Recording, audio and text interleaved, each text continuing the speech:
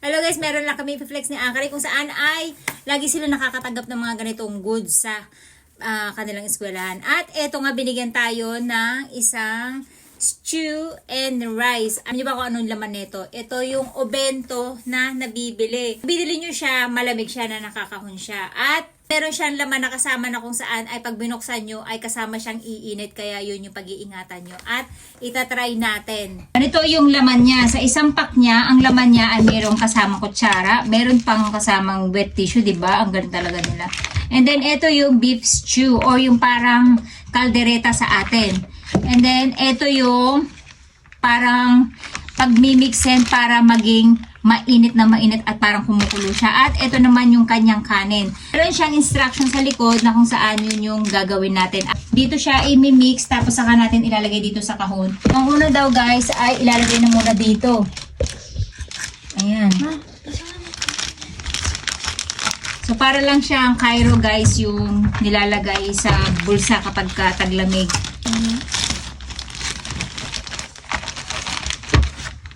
Ayan, tapos ilalagay na daw siya.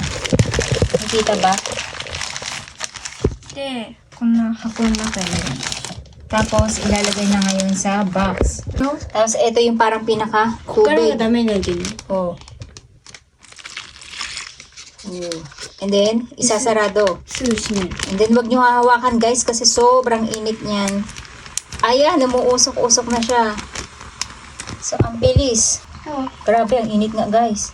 Ayan, nakikita nyo, umuusok talaga siya, oh. Diba? Nakita talaga yung usok niya guys. At ang init ng kahon ha. Mainit siya dito sa side na to kasi nandito yung pack na nilagay ni Akari. Ayan. Ayan. So, ginagamit yan guys kapag ka nagma-mountain climbing or yung kapag ka nasa outdoor travel kayo. Anytime may makakain kayo, camping, di ba? Anytime, hindi nyo na kailangan gumamit pa ng gas or magluto. Ayan, instant na siya. Galing. Nakakatuwa. Di ba? At suyo, grabe guys, parang kumukulo talaga yung init niya. May butas pala siya guys, kaya pala sabi ko bakit hindi pumuputok kasi supposed to be pag nilak mo yan, puputok yan, yung singaw niya. Grabe yung init niya guys. Etong ano na to, kaya pala binigyan sila ng sample na to. Ito pala yung ginagamit kapag ka emergency. For example ay napunta kayo sa isang isla, tapos nagka-camping kayo, nalaglag kayo sa bangka. And then, kasi yun yung inaral kanina nila Akari, yung nagsiswimming sila ng biglaang nalaglag sila na as is yung damit nila, hindi sila naka-swimsuit. Nalaglag sila halimbawa, yung kumbaga example na situation, nasa beach sila and then nalaglag sila sa dagat. And then, yung bag mismo nila ay may mga lamang pagkain, ay sinasuggest nila usually yung mga ganitong instant na pagkain para kung saan kayo mapadpad, meron kayong makakain anytime. At kapag ka may mga lindol, may mga bagyo, ito rin pala yung sineserve dun sa mga salanta. Ayan, ang sobrang init niya, promise. Kaya hindi nyo siya pwedeng hawakan o ipagawa sa batang paslit. Dahil pwede talaga kayong ma-third degree burn. 20 minutes, hihintayin natin. And guys, after ng 20 minutes, ay titingnan natin kung totoo nga bang uminit siya. At careful lang kayo, kaya meron pala siyang wet tissue. Yan yung palang magiging pinaka panghawak タオル nyo. 持ってくる。 Oh my gosh. Ayan. At totoo nga guys, mainit nga siya at para kayong nagbabad sa mainit na tubig. Kaya ingat lang kayo dahil nakakapaso talaga siya. So kailangan tayo magtuwalya dahil baka masira yung ating table dahil mainit nga siya.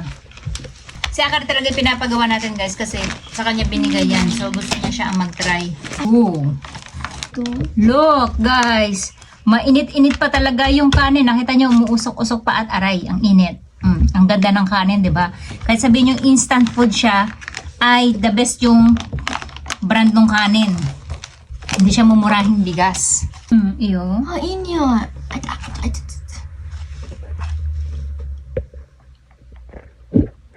Wow, parang kaldereta talaga as in. Yun yung beef stew nila rito, guys. May permission tayo ni Akari kung saan tayo muna daw yung unang tumikim at kung instant din ba yung lasa niya. Alam niyo yung mga nasa eroplano, the best na ito yung gamitin ninyo kasi masarap talaga.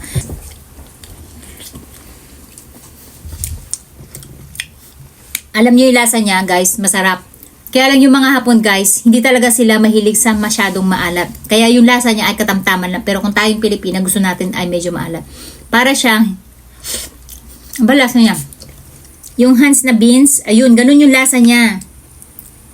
Ang sarap niya. At may beef talaga guys ha.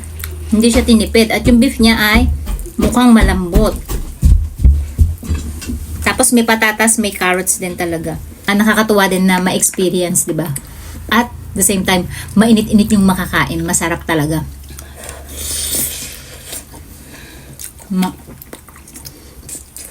Yun ang kalasa niya, yung Hans na pork and beans. Hindi kasi ako makakain talaga ng walang sili. Kaya kumuha tayo ng chili powder. Wala na rin yan lahat naman. Ayan. Tapos, maglalagay tayo ng patis.